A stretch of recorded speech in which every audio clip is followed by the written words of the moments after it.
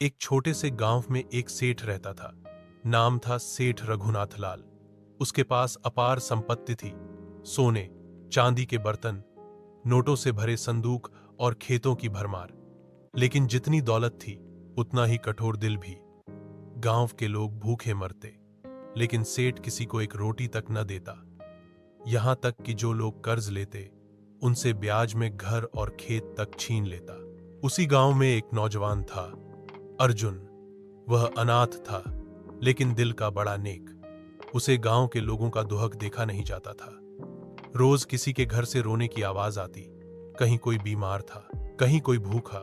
एक रात अर्जुन ने फैसला लिया, अगर सेठ की दौलत गरीबों की मदद में नहीं आती तो वो उसे काम में लाएगा। उसी रात वह सेठ के आलीशान घर में चुपके से घुसा।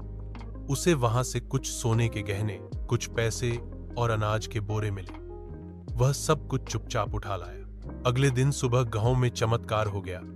कई गरीब परिवारों को दरवाजे पर अनाज की बोरियां, कुछ पैसे और जरूरी दवाइयां मिली। किसी को समझ नहीं आया कि ये सब कहां से आया, लेकिन अर्जुन ने ये काम चोरी छुपे जारी रखा।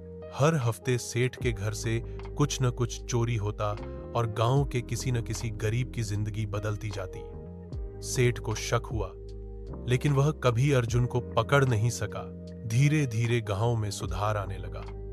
बच्चे स्कूल जाने लगे, बूढ़ों को इलाज मिलने लगा और भूख से मौतें बंद हो गईं। लोगों के चेहरों पर मुस्कान लौट आई। अर्जुन का नाम किसी को नहीं पता था, लेकिन गांव में लोग उसे गरीबों का फरिश्ता कहने लगे। एक दिन जब सेठ को अपने किए पर पछतावा हुआ, तो उसने खुद ही गरीबों में बांटना शुरू कर दिया। तब अर्जुन ने चोरी करना बंद कर दिया और गांव के स्कूल में बच्चों को पढ़ाने लगा। सीख